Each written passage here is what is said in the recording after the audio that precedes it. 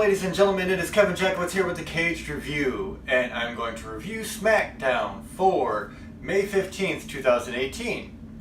And WWE has been really back and forth lately, especially on SmackDown. Sometimes it's a decent show, sometimes the show is just really, really bad. And there's a lot of reasons for that. But I think tonight's show was a step up, definitely a step in the right direction. So let's go ahead and get into this. And we start out with Renee interviewing Daniel Bryan in the ring. And the funny thing here, and the one thing that I had to take away from this is sometimes Renee Young needs to learn when to shut up and let the crowd have their moment. Because she's trying to talk over the crowd as she's getting these massively loud Daniel Bryan chants, and they're not stopping. And I understand she has the interview to conduct and, you know, there's a timing thing to worry about, but when you're getting overrun like that, you cannot just keep going with the interview. First thing I took away, it was a small mistake and it's not a big deal, but I wanted to say that because sometimes you have to let the crowd have their day because they're going to anyway. So Daniel Bryan literally has to grab a mic and say, you know, can you feel that energy, blah, blah, blah, kind of play out the crowds. And of course they're going to pop for him, and then they kind of get into the actual interview where Renee was asking him questions about losing to Rusev and stuff, and Daniel Bryan's like, does anybody like losing? Of course, no. But he said that, you know, his mission now is to be the best. At first he was happy just coming back and being able to wrestle again, but now he wants to prove that he's still the guy that can get to the top. Of course, Big Cass is going to interrupt, and there's a rumor going around the campfire that Big Cass is in some heat over beating up a little guy a couple weeks back on SmackDown, and apparently he was supposed to give him a big boot and that was it, and Big Cass was trying to get them to allow him to just, you know, kind of run over the little dude and have a beatdown, which they told him not to do, and he apparently did anyway, and he got in some heat for that. So this might be the extension of what that was, which is he comes down, he's talking to Daniel Bryan, he's saying that no matter what happens, Big Cass is going to be right there, a 7-foot shadow waiting for him, and he's always going to make sure that Daniel Bryan doesn't get what he wants out of the WWE. At which point he crawls up onto the apron, and as soon as he steps through the ropes, Daniel Bryan just unloads on him. And it was actually a really, really good opening. The crowd was going absolutely nuts for Daniel Bryan, and he really went over on Cass. He wrapped his leg up in the ropes and just kept hitting and hitting and hitting his leg. Eventually, referees and some other guys came down trying to get Daniel Bryan to separate from him. Daniel Bryan gets out of the ring, runs around to where Big Cass is in the corner, grabs his leg and pulls it through to where he can wrap it around the ring post a couple of times, and he just kept going. So it made Daniel Bryan look really strong after his loss to Rusev. And even last week when I was talking about the Rusev match, I was saying I don't really hate the fact that they made Bryan lose. You can't have him win every fucking match. Rusev is over. He's a big guy. So I'm not hating on that. You come back this week, you make Daniel Bryan look strong again. It's all going in a good direction. So I don't have anything negative to say about Rusev going over Bryan. So the big deal here is now Big Cass looks like he's really hurt. And that may be something to get him off TV for a while. I don't know if that would be the case, but like I said, it sounds like he's in heat, so that would do it. So the first match of the night is the New Day versus The Bar, and Xavier Woods last couple of weeks, I've said in both matches against Cesaro and Sheamus, he looked really, really good. He looked really, really good again this week. The guy has just been on fire.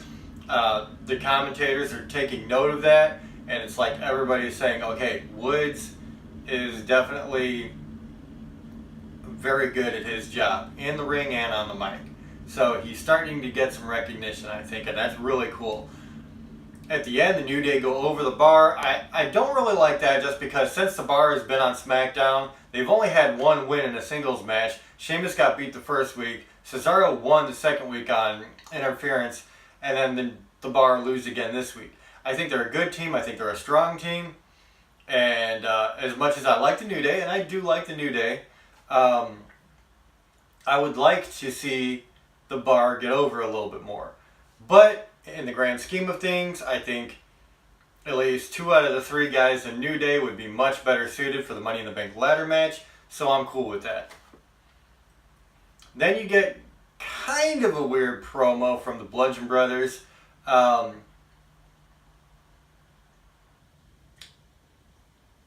Eric Rowan, I don't know that he's quite as good at promo work as Luke Harper. And unfortunately, I think sometimes that takes the promo down a little bit. But it was short and it was, to the point. So not a big tragedy, but I think it was just a little bit weird for me. Then you get backstage segment with Paige.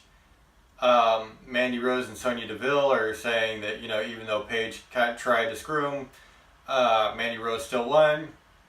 And I thought Mandy Rose's match with Becky Lynch was supposed to be a Money in the Bank qualifier, but apparently not. Paige says it was not a qualifier. Mandy Rose gets a match with Sonya Deville, Mandy Rose gets a match with Becky Lynch. Sonya Deville gets a match with Becky Lynch. And then they're trying to figure out what that all means. And Paige says it's a triple threat. So Becky Lynch versus Sonya Deville versus Mandy Rose later that night. Renee interviews AJ Styles backstage. Very quick to the point segment where he's talking about he's going to beat Nakamura because that is the featured match of the night. And that's really all it was. So, nothing big there. Andrade Cien Almas makes his debut.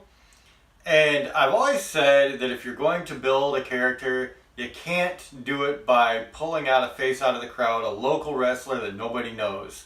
And that's exactly what they did for Cien Almas' first opponent. It made him look strong, but you can only look so strong against some Joe Blow nobody. His name was something Constantino. He looked like he was maybe $100 or $100 pounds soaking wet. And okay, he looks strong, but he looks strong against nothing. So, I really hate when WWE does that. Give him somebody to contend with. Hell, you've got other jobbers that people are very familiar with. Look at the likes of, say, Zack Ryder or, at this point, Rhino and whatever the hell that dude's name is. I can't stand. These are guys that at least their face, they've been around for a while, they have a little bit of talent behind them, and it makes Almas look strong. And it makes him look stronger than going up against somebody that looks like he's never hit the gym in his life and, is a faceless guy, basically. So, of course, Almas is going to win. Zelina Vega cuts a pretty decent promo right after the match saying they didn't come here, for this, acknowledging the guy out in the ring, but that they came to take over. After that, you get Carmella's Melibration, and we all know my disdain for Carmella's in-ring work. Not good at all. And they started with this cheesy bit, they're in London, and so they're doing all these little British stereotypes. And then Carmella comes to the ring. She looks pretty good. She's got her hair pulled back in this huge ass ponytail, and the outfit looks good. And I think she's really used the fuel from the hate that a lot of people are giving her on social media for the promo. The promo was a lot better than anything I've seen probably yet. I like the promo that she did. I think she used some of the anger and people telling her that she doesn't belong as a champion for the promo. And I think that was really good, honestly. I really do. I'm not a fan of Carmella's in-ring work at all, but I've always said that she can cut a decent promo. Well, this one was, I think, better than decent. And then she starts talking about how she can, not that she can beat, but that she's better than all these, divas and women's wrestlers from the past. And Paige comes out. And of course she's from England, so, she's going to get a pop when she comes out. And then she says that she has to address Carmella and lets her know that she has an opponent for Money in the Bank. And then Asuka's music hits. And so Money in the Bank, it's going to be Carmella versus Asuka. Now, I'm fully sick of Carmella going over anybody because she does not deserve it as a performer. I'm sorry, she's not a good wrestler. And quite frankly, even if they give the belt to Asuka, they've already given the belt to Carmella. They cannot undo that. I think they did something completely stupid and gave it to somebody that just is not worth giving the SmackDown Women's Championship to. So if she goes over Asuka in any way, shape, or form, I might just turn off the whole fucking thing. I would be completely disgusted at that point. And like I said, it's all about viewers, and when you start losing viewers because you can't make good choices, well, then hopefully you either get the idea and turn your product around, or you lose enough viewers to where you lose everything. So after that, Renee interviews Shinsuke Nakamura backstage. Same thing as AJ Styles. He's going to beat AJ Styles. Very quick to the point interview. And then you get another Money in the Bank qualifier match. Becky Lynch versus Mandy Rose versus Sonya Deville. Pretty good match. And I have to say that I really like Sonya Deville in the ring at times. She really sells her fucking moves on both ends, taking and receiving. And she really suspends disbelief in there with how solid her shots look. Some of the stuff she does, like a couple of these that she threw to Becky Lynch, made me cringe a little bit. And that's great. That means that Sonya Deville has got a lot of potential. Like, I really think she does. And Mandy Rose looks strong in there. I think that she had a lot of really cool shit. I like that move where she kind of picks Becky Lynch up in a vertical and drops her in a face plant. And we all know that I like Becky Lynch. I think she's a very, very good technical wrestler. So I was very happy with the match. At the end, Becky Lynch catches Mandy Rose in the disarmer. And that was a cool match all the way around. Good choice at the end, too. So then you get a real quick Samoa Joe promo talking about he has a match with Big Cass. Big Cass is in his way because it's a Money in the Bank qualifier match, so that's going to happen next week. And the Iconics cut a promo, short to the point, talking about their Money in the Bank shots. And that leads to the last match, Shinsuke Nakamura versus AJ Styles. Really good match.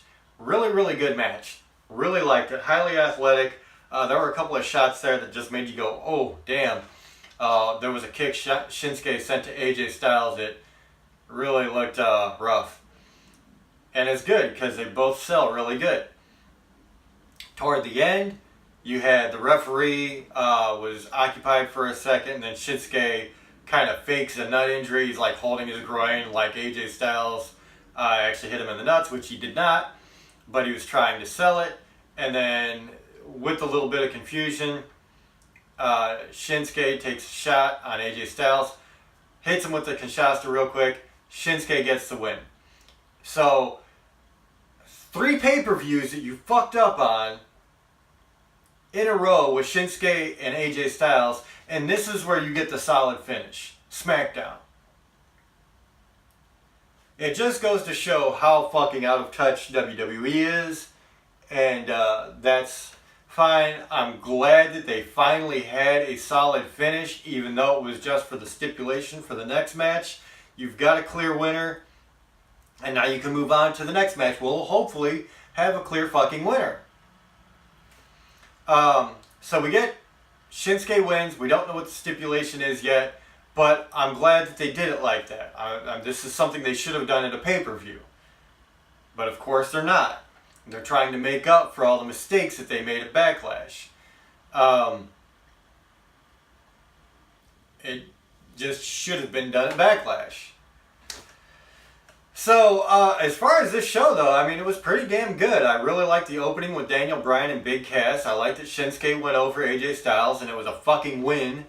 There was a few really good promos in here, including Carmella. I have to give it to her. Then the Paige segment, when she comes out and lets her know that she's going to face Asuka. I think that gains a lot of interest. So, the Money in the Bank women's qualifier match was really good. So I don't really have a whole lot bad to say about this one. I think almost Andrade Cien almost should have gone against somebody more recognizable to start building his name. But that's a small thing. So overall, I mean, it wasn't a great show, but it was definitely solid, and there were a lot of things that actually made me smile on this. So I'm torn between a 7 and an 8 here. I don't know that it was really necessarily an 8. So I'm going to go 7 out of 10.